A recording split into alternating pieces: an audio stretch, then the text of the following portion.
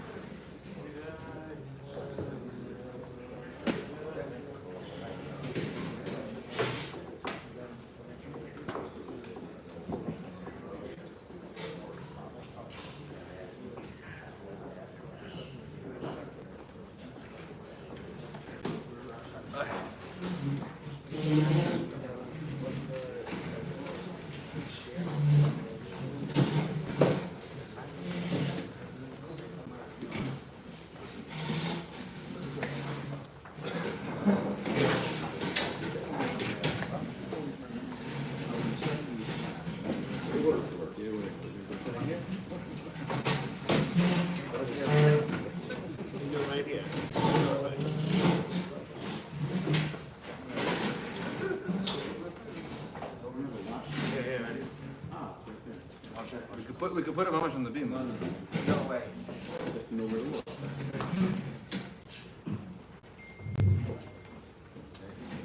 Sounds good.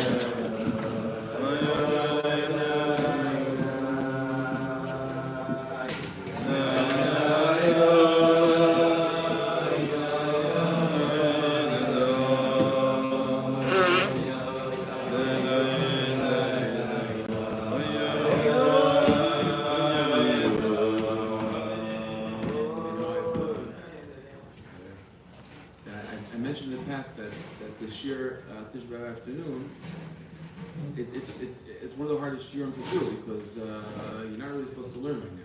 So so I'm not. I don't. Usually I just give like a mussar shul. I'm not a mussarnik. I'm not entertaining. So what am I supposed to do? So in my core, I teach Torah. That's what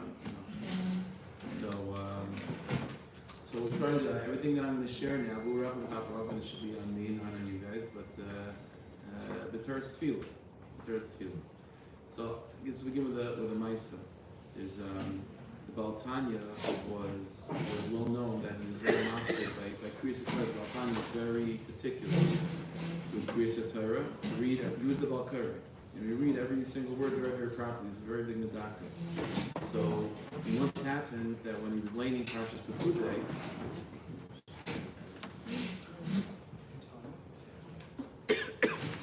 he was laying Parshas Pekudei, and Pekudei is about the reckoning of the mission, the accounting of all the stolen, the gold, and all the silver, and so on.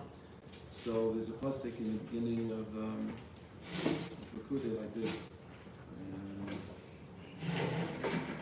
So the pasuk is talking about the shkolim that were collected. It says in pasuk Vesa Elef Ushma Me'ez V'chamisha V'shivim, the 1,775 shkolim that were remaining. Asavavim Lamudim. The Moshe Rabbeinu instructed that they should be turned into hooks for the Mishnah that were used. So 1,775. Ha'elef u'shvameis v'chamish v'shivim.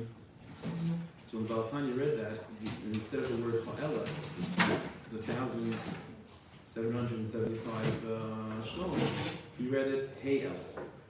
Instead of ha with the comments, hey with the tzeri, hey elef. So they sort of quietly corrected him because he made a mistake. They knew that Baal Tanya is very big medaktik. So he heard the correction and repeated it again, hey elef. They tried to correct me again, hey elef. Says okay, fine. Baal Tanya is in. So after Kriyas Torah, the Baal Tanya said something, and he hinted to the fact that renders that by reading the pasuk like that, hey elef shvameis v'chamish v'shivim, 5,775. That's that corresponds to the year of Gola. That's hey Tavshin Ayin, Tavshin Ayin. We're in Tavshin Pei, hey Tavshin Ayin. So it's Baal Tanya said. So obviously, it happens to be when it got close to that year of Tavshin Ayin, a lot of tzaddikim became very excited because that was again we've had this in the past, predictions of times of Gola by other tzaddikim, but this is a prediction from the Baal Tanya of Tavshin Ayin, Tavshin Ayin, 5,775, and Kamar also in a few places in the storm also references that year as Shnas Gola. So we have to understand. First of all, I guess one question to ask is a general question, which is like when those predictions are made and those days come and pass, how do we deal with them? We've spoken about that in the past. But also, what's the significance specifically of that year of Tavshin Ayin Hey? And maybe if we can understand the significance of Tavshin Ayin Hey, we'll realize that maybe Tavshin Pei is not too far from that. That's why that's the head. That's going to be the head of us getting together. So it's interesting. Tavshin Ayin Hey. Hey Tavshin Ayin Hey, 5,775 is an important gematria. It's far to point out that that's the gematria of the entirety of the Aleph base. Aleph plus Beis plus Gimel plus Dalet B'chu, all the way with the end of letters, because the end of letters, Taf is 400, but then the end of letters, like end of Chaf, is 500, and it keeps on going. So if you add up 1 plus 2, B'chu, it's Tavshin Ayin Hey. Tavshin Ayin Hey. So there's a significance in that because to a certain degree we find that the definition of Golas and the error of Golas is an error in which the Aleph Beis are damaged. So let me explain this. The Gemara in Sanhedrin, the Gemara says in Kuf Daled, Amar Reb Yochanan said that Nei Ma Loku B'Aleph Beis. If you in Eichem, Megillah Seicha, all the prakim, except for one, all the prakim are in the order of the Aleph Beis. So Reb Yochanan comments, Mipnei Ma Loka B'Aleph Beis. Evidently, the severity of Megillah Seicha is an expression of the Aleph Beis being upset. So why is it like that? So says the Rebbe, they should overall Torah should didn't have Aleph Beis because Golas is as a result of Klal Yisrael's being over in the Torah, which was given with the Aleph Beis. Yeah, so there's a lot of things that the Torah is given with Kolos and Rakim too. So evidently, what we're seeing over here is that the inyan of Golas is the inyan of a damage to the Aleph Beis, the gam to the Aleph Beis. And the truth is, it's not a coincidence. The name of the month in which the Hurim and the month of Golas is Chodesh Av, right? Av is Aleph Beis. That's the gam that takes place in the Aleph Beis. Now let's go a little bit deeper.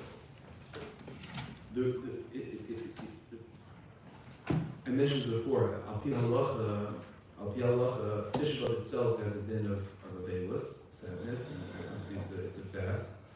By extension of that, in the Gemara we find the concept of Shvul Shechal, right, the week of Tisha B'Av, which is a really interesting thing that Chazal would make extensions on something negative.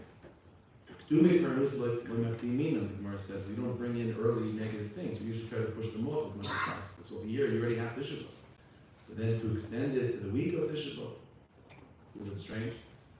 But even and as an extension of that, the minhag of Ashkenaz, as everybody knows, to already begin the Tkufa of Tisha B'Av from Shavuos B'Tammuz for 3 weeks.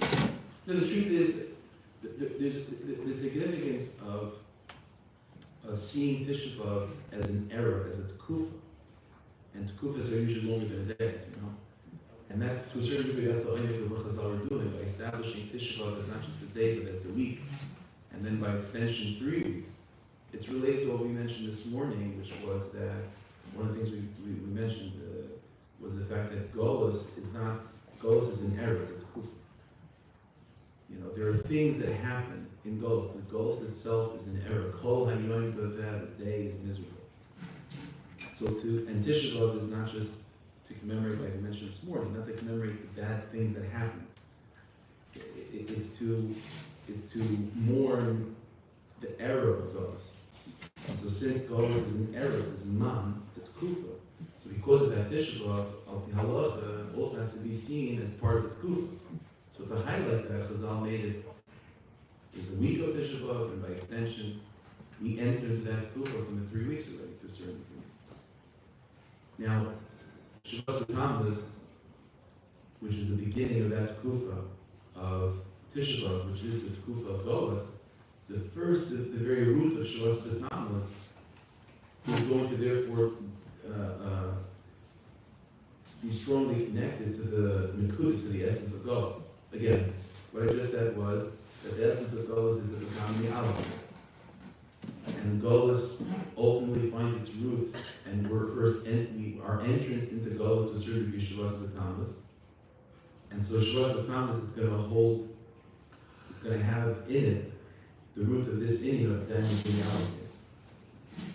So what was the first event? How does Shabbos B'Tammuz make itself known? Like what was its first? What's its first impression? Right. So the first thing that happened is the breaking of the Luchos. The breaking of the Luchos, therefore, is the beginning of Golos. We understand that's the beginning of Golos.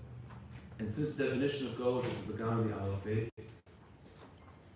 so the breaking of the Luchos is also related to damaging the aleph base. How so? So we understand. The breaking of the Luchos, what happened over here? So no, Chazal say, Mishnah comes to Luchos, right? So Chazal say that before he broke them, Yussie is parchas ba'avi. The letters of the Luchos were floating away, and all that was left was the dead Luchos. Mishnah smashes them, he breaks them. What does it mean? The Yussie is parchas ba'avi. So the way this Mevakshei explains. There's different interpretations, different ways, but probably the most simple shot is that Yussie parchas ba'avi means that every one of those letters of the Luchos had a soul to it. There's the guf, there's the body of the letter itself, and there's the neshama of the letter. And the Yussie parchas ba'avi, the physical letters left, the Yussies were nothing. They were empty spaces. It was mean the Yussie parchas. It was black ink on parchment, where you wrote on the Luchos. I understand, the Yussies could be red, they could fly away. The Yussies were etched. So what does it mean the Yussies are parchas? The answer is, we're not talking about physical letters, we're talking about the neshama of the letters. So in other words, what happened to the Luchos? What happened to the Luchos is that the letters lost their soul. The aleph base of the Luchos were incredibly damaged by the very fact that they lost their soul. And that was what happened on Shabbos B'Tammuz. Now the breaking of the Luchos that happened as a result of that, there's different explanations in Chazal of why Moshe broke them. One of the interpretations is because they became very heavy. Right? That's an ironic thing. How do they become heavy? If the letters escape, then they should become lighter. It's like less stuff. Well, the answer is you understand. Chai, it's not something that's alive carries its own weight to a certain degree. When the neshama is there, it's lighter. The neshama leaves, it's now heavier.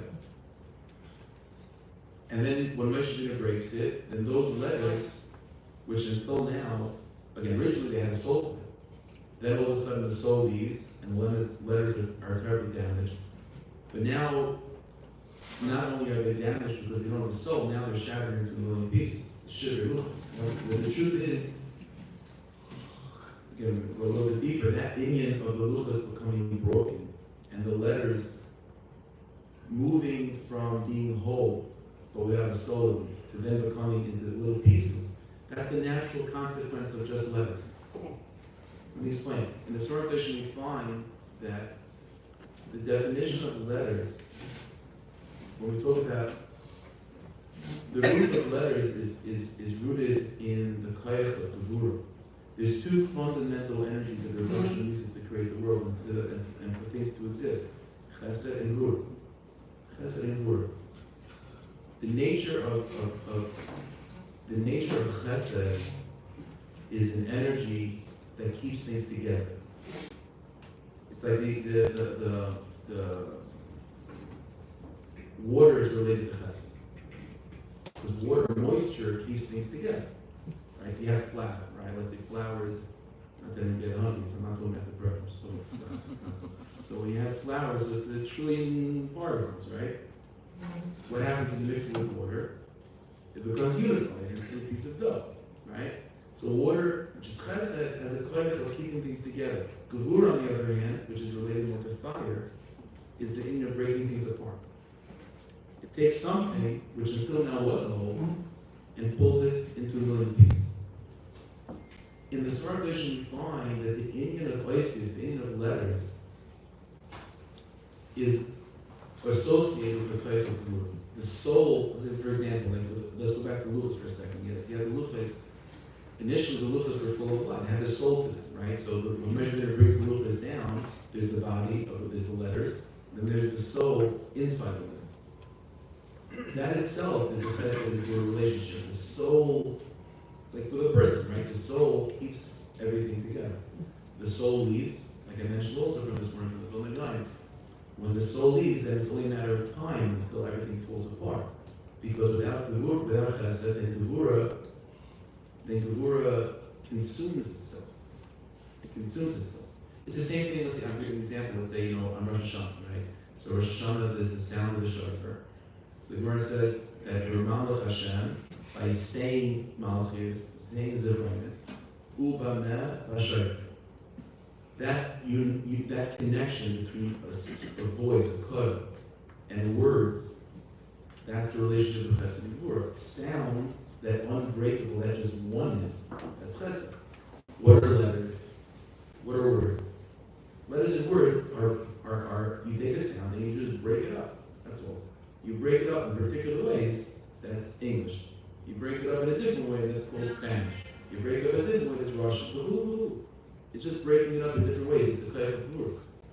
So what happens when you isolate the koyach of Gevura? What happens when chesed is removed from the What happens when you have, just like that? What happens when the neshama leaves, right? And then Gevura is left to its own devices. What happens is it breaks itself apart. So the breaking of the Luchos, it's one long process, right? So you have, first there was a neshama in those letters keeping it together. But then the letters begin to become damaged. What does it mean to damage letters? It means, really the ultimate damage of letters is leaving them to their own devices, right? Leaving them by themselves, keeping them in their natural state. You take the neshama out. Now you isolate the letters, which are just the power of Gevura, of like an enzyme consuming itself.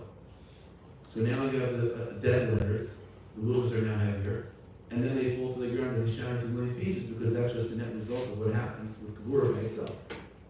And all of this is a result of the damage of the begam of the aleph base. Aleph base means oisius, it means Gevura. It means when it's not sweetened and not softened and not held together by chesed and by light, by neshama, then it automatically falls apart. It's just a matter of time. Now the truth is, we can go a little bit deeper into this.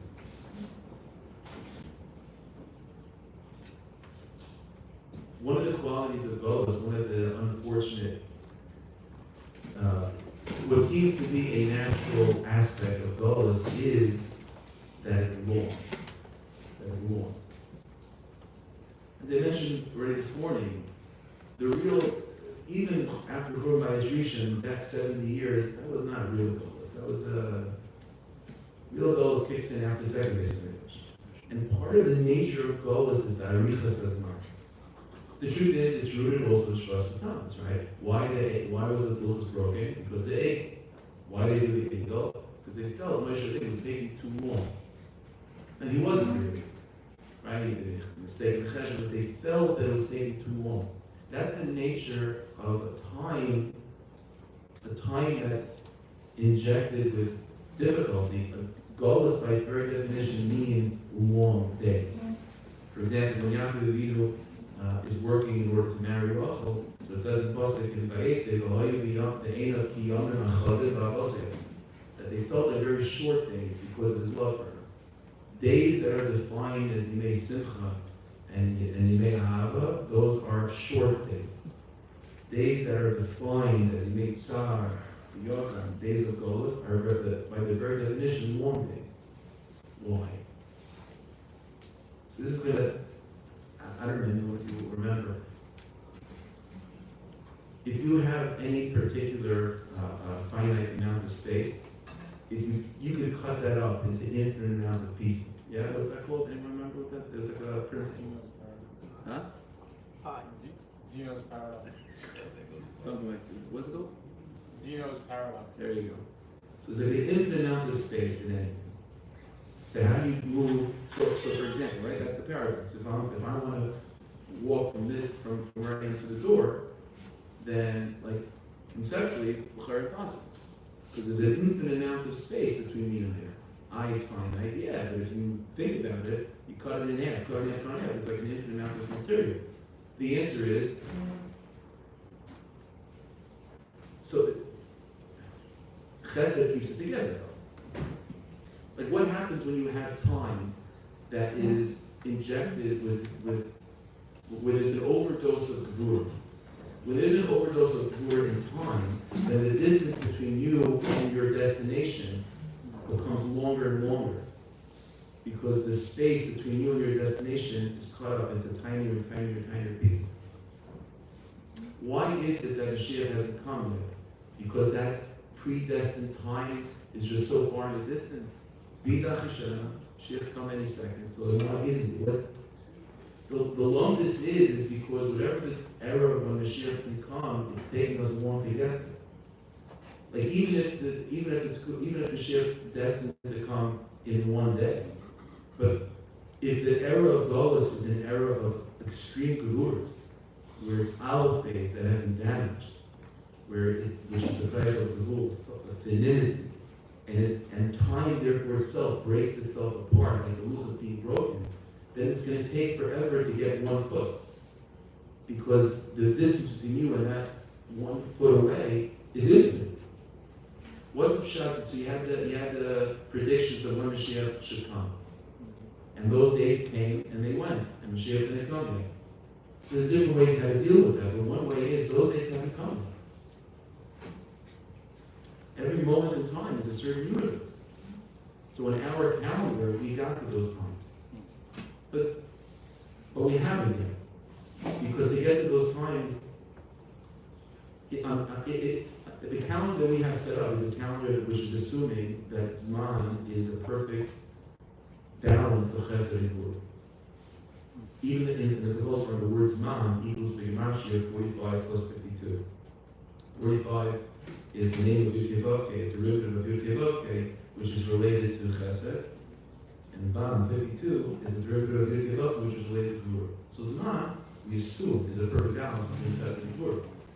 And so in we assume that a perfect balance between Chesed and Gevura means that in order to get to a day, it means you have to pass 24 hours. And every hour is 60 minutes. And every minute is 60 seconds. So after one day, you've gotten to the next day. But that's assuming that the Zman is not a damaged Zman. But if the Zman itself is a day of Shviras Luchos, it's a day that's completely worse, which consumes itself, it breaks itself apart, then all of a sudden it's like you're walking, it's the opposite of Kfitzas Hadar. Right? It's like on a treadmill. It's the opposite of Kfitzas Hadar. What was in Parashat Sefar? We just had Parashat Sefar. What was the first word of Moshe? You understand? Moshe is going to be Zakutinsky. What's the first Moshe? What's the first tragedy Moshe Rabbeinu mentions? So Moshe Rabbeinu is very easy. In Oiv Yisrael, like the Gemara says. So Moshe Rabbeinu doesn't say things too openly, at least in the beginning. So Moshe Rabbeinu hints to something. But the beginning of his Musa is going to be Tzmuzach, it's going to be the essence. What does Moshe Rabbeinu say? Moshe Rabbeinu says, Ela Parma. That these words Moshe says. And when is this happening? 11 days from Har Sinai, Derech Har Seir, HaKadosh Barnei. So Rashi comments. So Rashi says like this. Moshe says, look what you did to yourselves.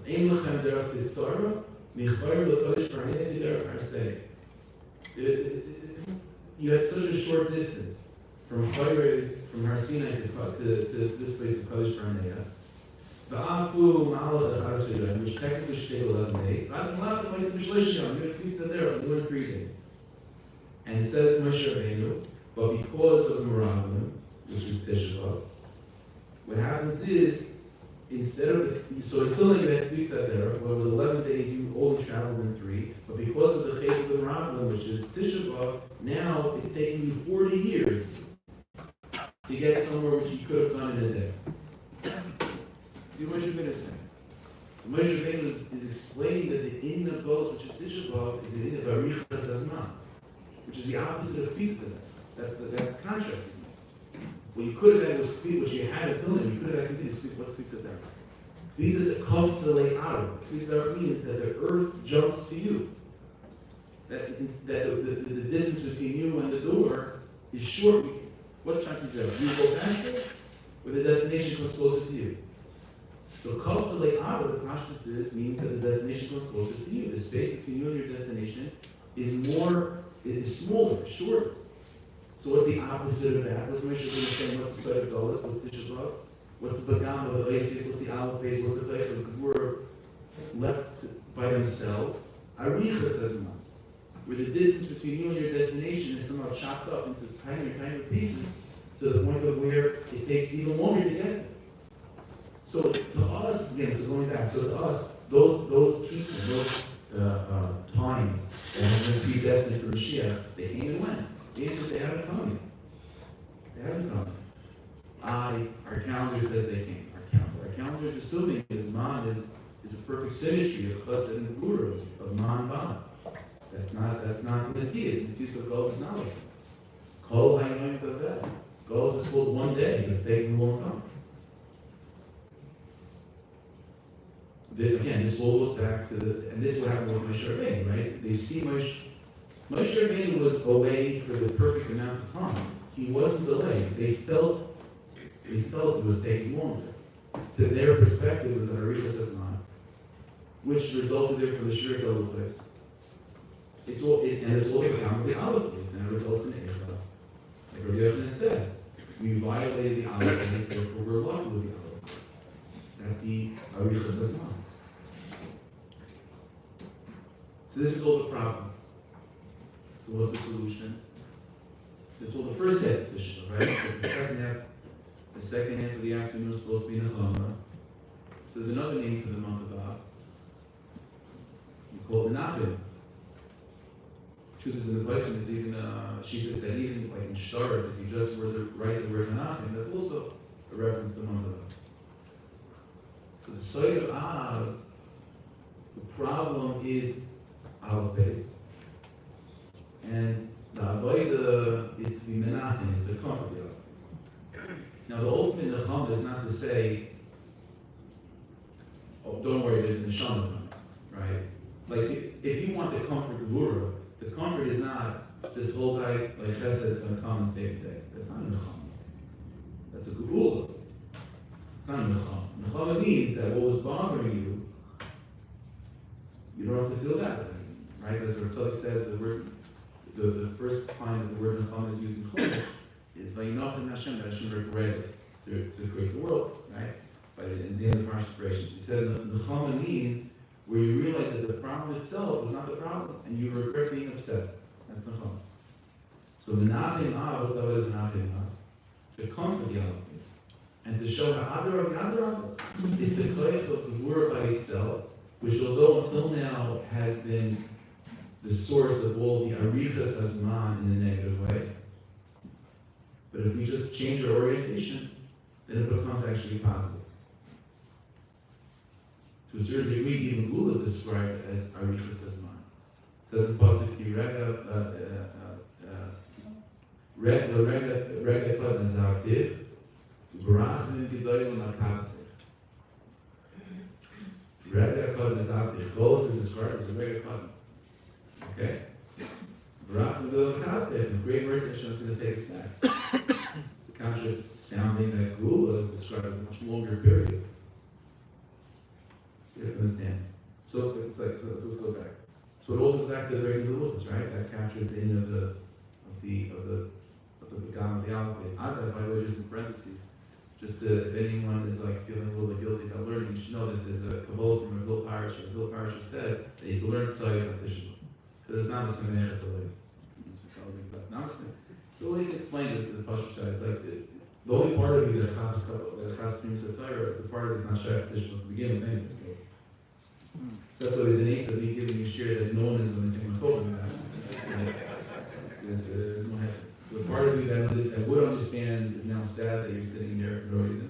And the deeper part of you that Chas was saying is sympathetic. Sounds like a paradox. So, okay. Anyway, let's go back. So what's the Nechama? What's the comfort? How do we come to the Aleph base? So let's go back to the breaking of the Luchos. Moshe Rabbeinu breaks the Luchos. But we know at the end of the Chumash, right? What does it say at the end? What's the last words literally? So the last words are from Moshe Rabbeinu's greatness, and as it says in Pasuk, that all the greatness that Moshe Rabbeinu did, says Rashi, what is La'enei Kol Yisrael? That's Moshe Rabbeinu did something in our eyes, to that we saw. That's mamish like unbelievable. You understand? This is the last thing that Moshe says to Moshe Rabbeinu was like Acharan Chal. Yeah. So what is it? So we know. It says Rashi Shemeso Liba Lish Bar Luchos Leinei. The Moshe Rabbeinu had this idea of breaking the Luchos in front of them. Shnemer Hashaber Leinei. This Ila Das Hakadosh Baruch Hu Zaita and Rebbeinu Shalom was masking Kash. The Moshe, the Shnemer Asher Shibarta. The word Asher is Aleph Shin Reish, but if you switch an Aleph to Yud, it's Yasher. So Yasher Kach Shibar. Let's understand. What Rashi doesn't just say that the greatness of Moshe is that he broke the Luchos. Like, what's the simple shot, right? So there's a Gemara in Shas. The Gemara says this, right? The Gemara says that Moshe Rabbeinu, on his own, thought of the idea of breaking the Luchos, and the Rebbeinu Shalom would greet them, Yasher Kach Shibar. Why did Moshe break the Luchos? So the Gemara in Bavli says the cheshbon is because Moshe Rabbeinu had Kal V'Chaim. The Korban Pesach, which is just one of the mitzvahs, it says in Pasuk that someone that's not the Korban should have a piece of the Korban Pesach. So the entire Torah, the Luchos, Habris, should not be given to people that are ugly by the Zohar. So you broke the Luchos. And Rashi in fact quotes that Gemara in Parshas Kisisa, where it says Moshe Rabbeinu broke them. He quotes that Gemara. That's the explanation. That's not Rashi saying over here. Rashi saying something else. La'enei Kol Yisrael. And Rashi highlights, Sheneso Liba Lish Bar Luchos La'enei.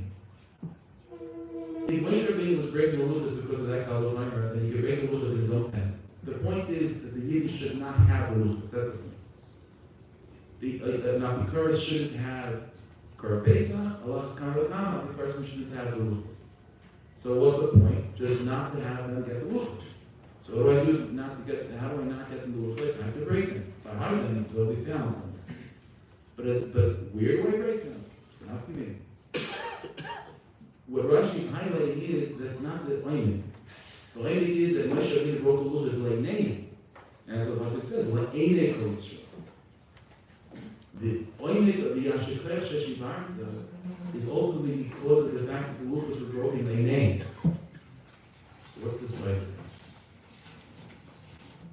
What's the side of that? See, if anything, fundamentally, it's sort of the opposite, right? Because if the Luchos, if the breaking, just to make the question a little bit more easy. Again, the first one, like, what is the mile of it being broken Leinei? But the deeper than that, Leinei means that you're seeing something. Sight, seeing something depends on it being light. Light is always associated with chesed. Gevura is associated with darkness. So the whole theme of the Luchos and the breaking of the Luchos was the koyach of Gevura consuming itself. And the chesed, which is the Nechama, was Isis Brach's Ba'aver, it already left. So if anything, that experience should be an experience of darkness. So what's the Eden name? Let me share with you a Torah from Ramesh Levali. Ramesh Levali is the Talmud of Rechal. It says it's in Luchos, so he says like this. It's quite big.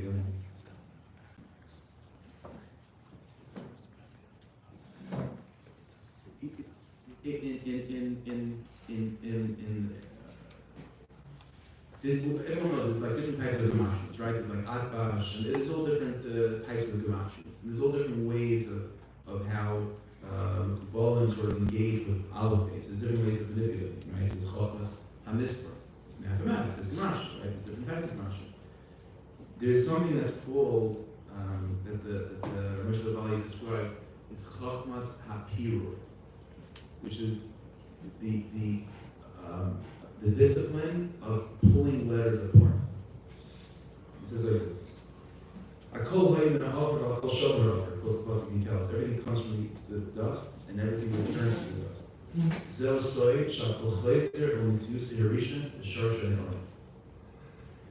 in Rosh Hashanah, that pasuk, everything comes from the dust and returns to the dust, we usually hear that as like a sad, that's a sad pasuk, right? It's like associated with vibes. But Rosh Hashanah says that Indian of breaking something down to the point of to its origin point, where you break it down to such a degree that all that's left is an akuda kitana. That can be seen and done in a negative way. That's what we've been talking until now, which is the kind of where it's consuming itself, breaking itself apart, it's like a nice building, and then all of a sudden it's in pieces. It's a horrible. It says in Rosh Hashanah that there's enough freuda that also you can harness that type of Gevura in a positive way. In what?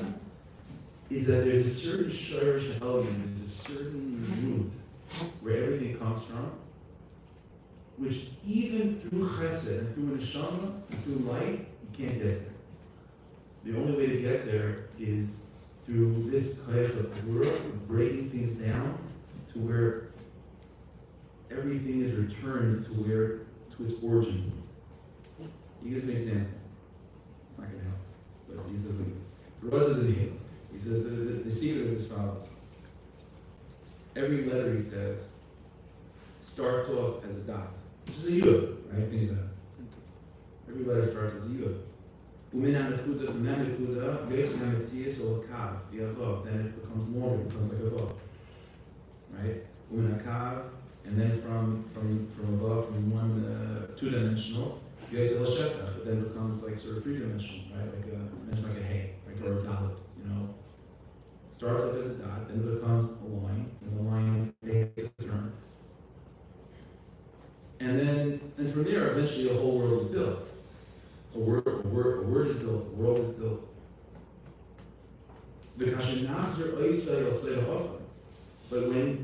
But there's an avodah of chachmas of taking something and returning it back down to its origin point, which is something that's actually unbelievably holy and good.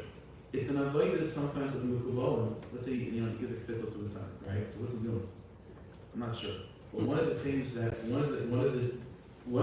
it's how they could be doing is that everything is better, everything is fixed when it's returned to its source. Right? Something's broken, you return it back to manufacture. To a certain degree, there is the highest root and the highest shirish of any particular letter is that dot that all letters come from. So what could the tzaddik do? So the tzaddik takes the name, and if he imagines in his mind's eye those letters being broken down into dots. And that is an avodah that he does, and it's part of his tefillah, is to take that person's neshama to sort of realign it to where it comes from. It's an avodah of pirurim.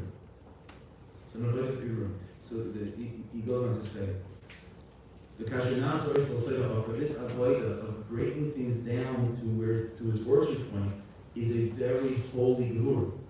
Only Gevura has this life.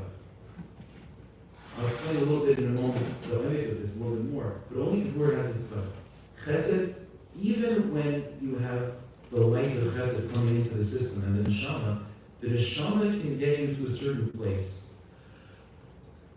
But the ultimate church where everything really comes from, only Gevura can get you there. And only Gevura with its power of breaking things down to their ultimate beginning. I'll give you an example. Let's say you take the English Mevakshei, and you do this. You do Mevakshei. So so in other words, everything, any line is going to be made up of 3 dots. Because 3 means beginning, middle, and end. So any line is going to be of 3 dots. So when you think of Mevakshei, you have one line that's the Yud. Hey has 3 lines, right? Like a dollar and a right? That's a Hey. Vav is 1 line. Final Hey also has 3 lines. If you make all the calculations and you count all the dots, in Mevakshei, it's 22, which is the 22 letters of the alphabet. So usually we think of it as that the 22 letters of the alphabet come from Mevakshei. The truth is Mevakshei also comes from the letters of the alphabet. So I'm gonna, once we're already in reveal pirate so then let me I'll go down on this. Let me explain the root of this. I'll give a couple of the root, and then we'll go back. The Rizal says in the beginning, before creation, all there was God's infinite light. Right? You mentioned many times. And then the Rabbanu Shalom created an empty space. And that empty space, now creation can begin.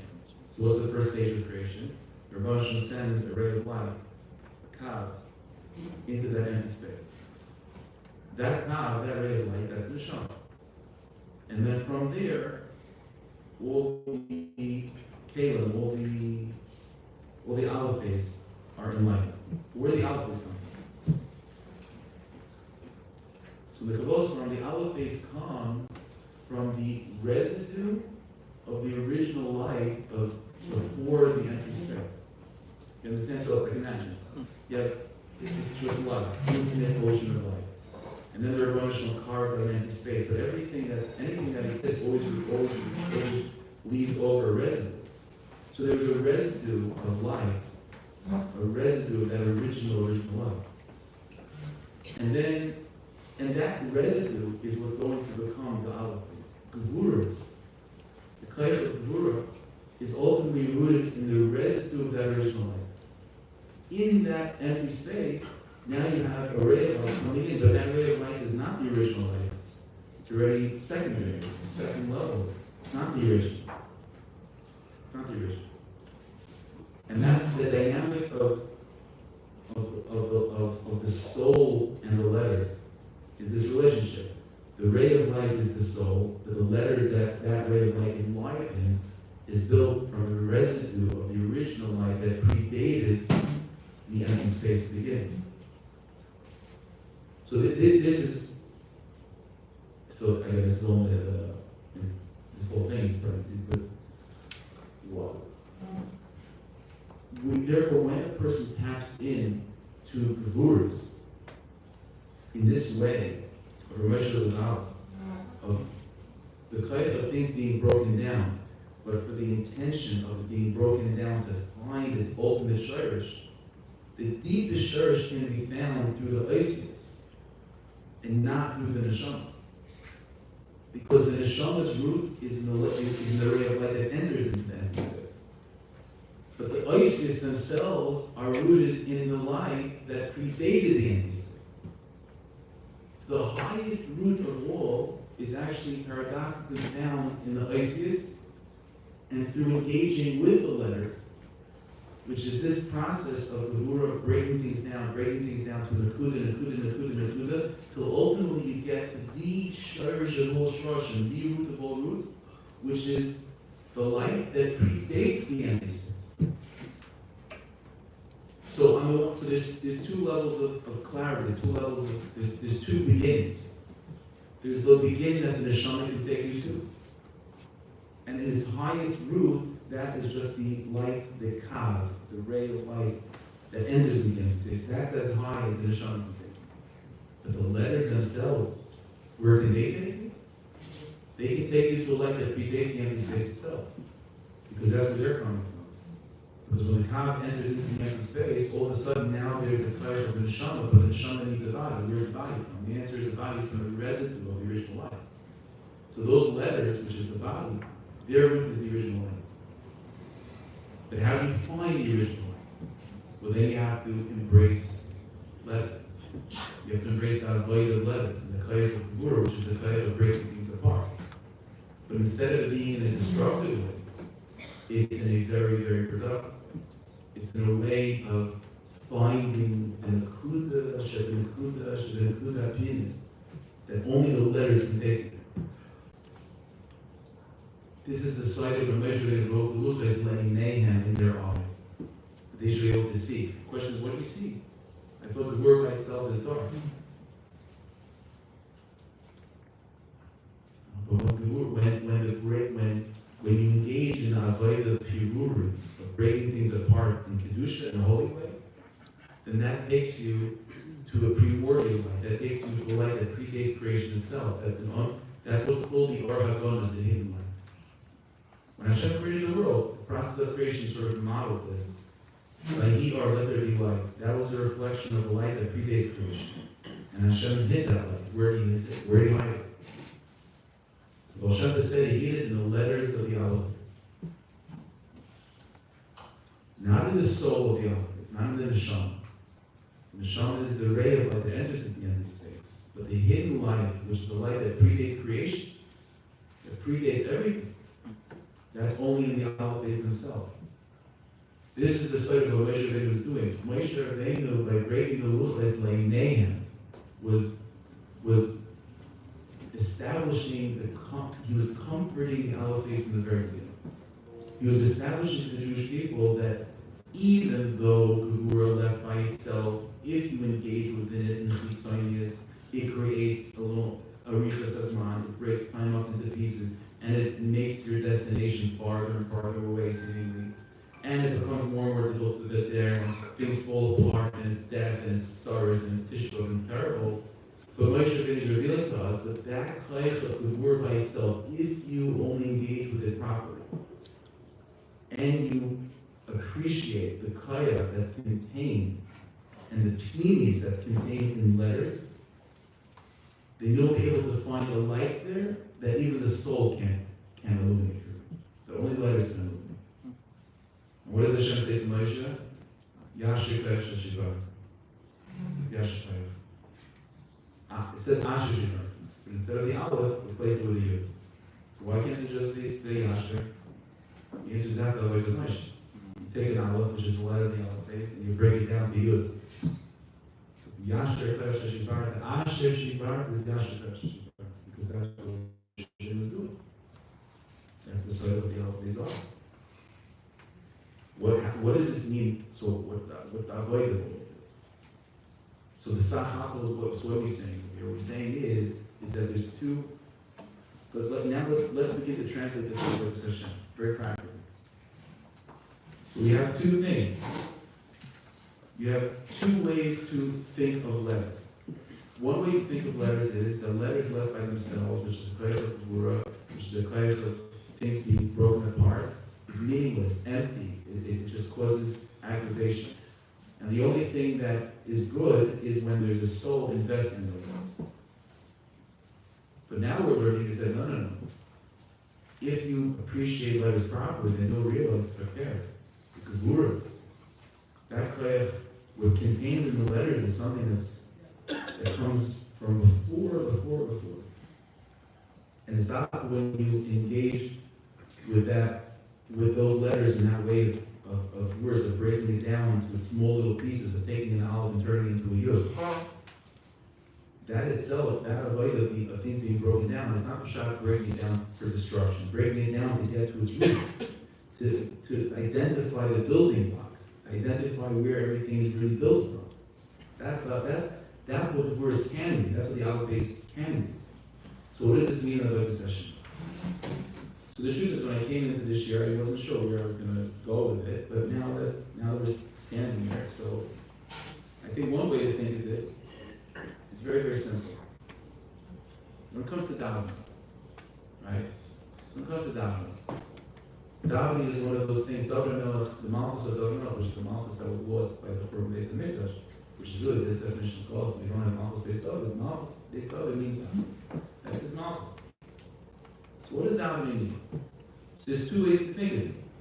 Two ways to think of it is that when I'm davening, there's no letters.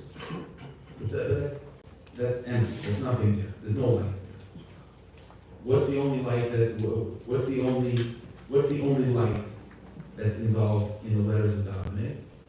Is my soul, my neshama, my kavanah that I put into the letters. But what happens when the neshama is not in the letters? When the neshama is not in the letters, then you know what that looks like. That looks like a davening that's schleppy, right? That's like you feel it when it's paper.